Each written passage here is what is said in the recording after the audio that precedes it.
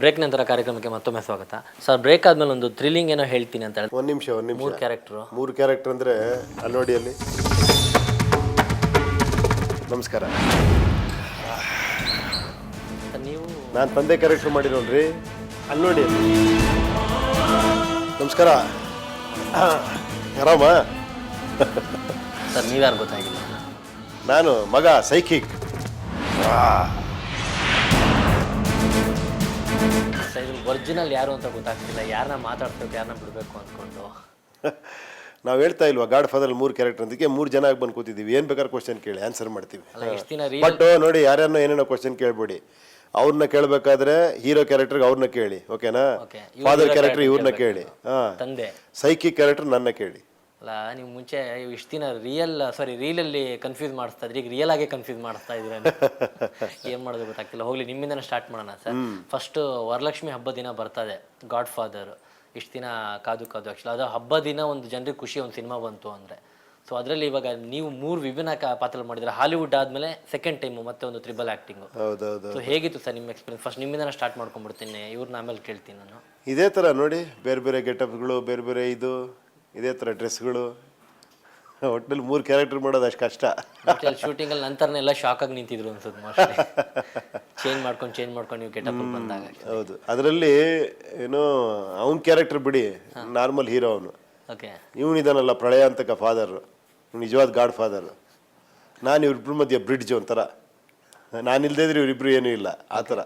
ಏನು ಸರ್ ನಿಮ್ಮ ಬ್ರದರ್ ಹಾಗೆ ಹೇಳ್ತಾ ಇದ್ದಾರೆ, ನೀವೇ ಹೀರೋ ಅಂತ ಅಂದಮೇಲೆ ಸಿನಿಮಾದಲ್ಲಿ ಅವ್ರನ್ನ ಬಿಟ್ಬಿಡಿ, ಅವ್ರೇನು ಮಾಮೂಲಿ ಹೀರೋ ಈಸಿಯಾಗಿ ಮಾಡ್ಬೋದು ಅಂತವ್ರೆ. ಓಹೋ, ನಾವು ಕಷ್ಟಪಟ್ಟಿದ್ದೀವಿ ಅದು ಹೇಳಿ ಅವ್ರಿಗೆ. ಯಾಕಂದ್ರೆ ಗೊತ್ತಿದೆ ಎಲ್ರಿಗೂ, ಜನ ನೋಡಿ ನಿಜವಾದ ತುಂಬ ಕಷ್ಟಪಟ್ಟಿರೋದು ಇವರು. ಯಾಕಂದ್ರೆ ಇವರಿಂದನೇ ನಾವಿಬ್ರು ಪ್ರಳಯ ಅಂತಕ್ಕಂತ ಬೇರೆ ಹೇಳ್ಬಿಟ್ರು. ಓಕೆ, ಹೇಳಿ ಸರ್ ನಿಮ್ಮ ಎಕ್ಸ್ಪೀರಿಯನ್ಸ್ ಈ ಚಿತ್ರದಲ್ಲಿ ಹೀರೋ ಆಗಿ. ನಾರ್ಮಲ್ ಎಲ್ಲ ಸಿನಿಮಾದಲ್ಲೂ ಹೀರೋ, ಬಟ್ ಇಲ್ಲೂ ಹೀರೋ ಅಂತ ಅಂದಾಗಲ್ಲ ಆದರೂ, ಬಟ್ ಆದರೂ ನಿಮ್ಮ ಜೊತೆಗೆ ಇನ್ನಿಬ್ರು ಇದ್ದಾರೆ ಅಂತ ಅಂದಾಗ ಮ್ಯಾನೇಜ್ ಮಾಡಲೇಬೇಕು ನೀವು ಇಡೀ ಸಿನಿಮಾನ. ಅದು ಹೇಗಿತ್ತು ಎಕ್ಸ್ಪೀರಿಯನ್ಸ್? ಇಲ್ಲ, ನಿಜವಾಗ್ಲೂ ಒಂದು ವಿಭಿನ್ನವಾದ ಚಿತ್ರ ಇದು. ನನ್ನ ಕೆರಿಯರಲ್ಲಿ ಆಫ್ಟರ್ ರಕ್ತ ಕಣ್ಣೀರು ತುಂಬ ಏನೋ ಹೋಮ್ ವರ್ಕ್ ಮಾಡಿ, ಪ್ರಾಕ್ಟೀಸ್ ಮಾಡಿ, ಭಯಪಟ್ಟು, ಇಷ್ಟಪಟ್ಟು ಮಾಡಿರುವಂಥ ಕ್ಯಾರೆಕ್ಟರ್ ಇದು. ಈಗ ಈ ಥರ ಕ್ಯಾರೆಕ್ಟರ್ಗಳು ನಾನು ಮಾಡ್ತಾನೆ ಇರ್ತೀನಿ ರೆಗ್ಯುಲರ್ ಆಗಿ. ಡೈಲಾಗ್ಸು ಇದಿರ್ಬೋದು, ಆ ಥರದ್ದೆಲ್ಲ.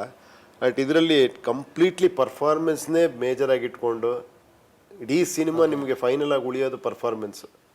ಅದು ಈ ಕ್ಯಾರೆಕ್ಟ್ರದು, ಆಮೇಲೆ ಆ ಕ್ಯಾರೆಕ್ಟ್ರದು. ಅವರಿಬ್ಬರೇ ಹೈಲೈಟ್ ಪಿಕ್ಚರ್ಗೆ. ಅವ್ರು ನೋಡಿದ್ರೆ ಏನೂ ಇಲ್ಲ ಅಂದರು ಪಾಪ, ಇವ್ರು ಹೊಗಳ್ತಾ ಇದ್ದಾರೆ ಇಬ್ರು.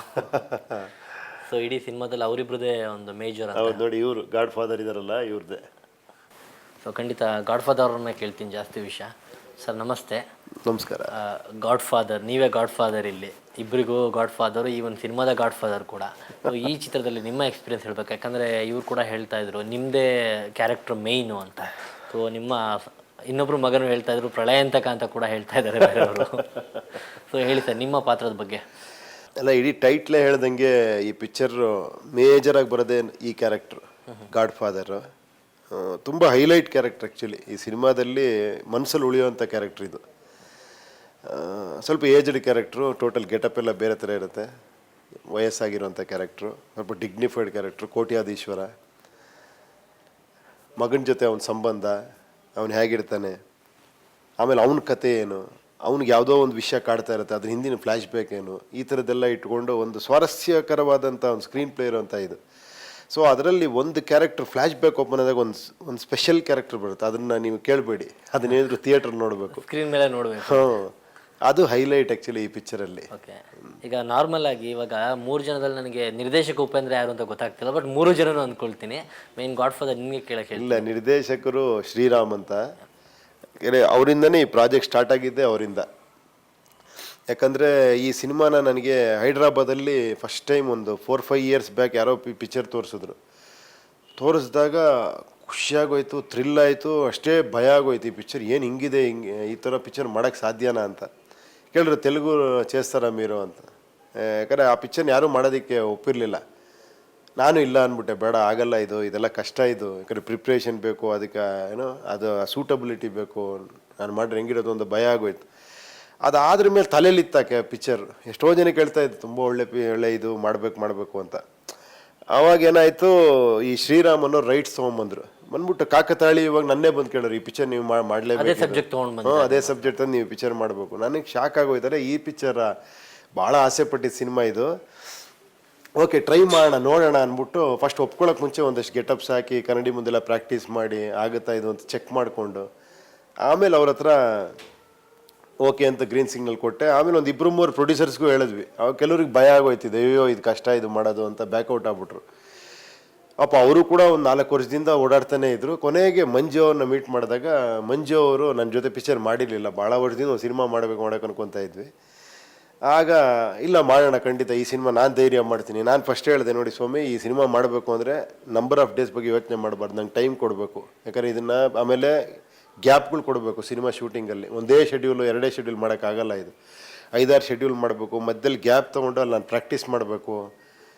ಕೆಲವೊಂದು ಭರತನಾಟ್ಯದ ಒಂದು ಇದು ಬರುತ್ತೆ, ಅದನ್ನು ನಾನು ಪ್ರಾಕ್ಟೀಸ್ ಮಾಡದೆ ಮಾಡೋಕ್ಕಾಗಲ್ಲ. ಇವ್ರು ಹೇಳಿರೋ ಥರ ರಕ್ತ ಕಣ್ಣೀರು ಆದಮೇಲೆ ನೆಕ್ಸ್ಟ್ ಇನ್ನೊಂದು ಆ ಥರದ್ದು.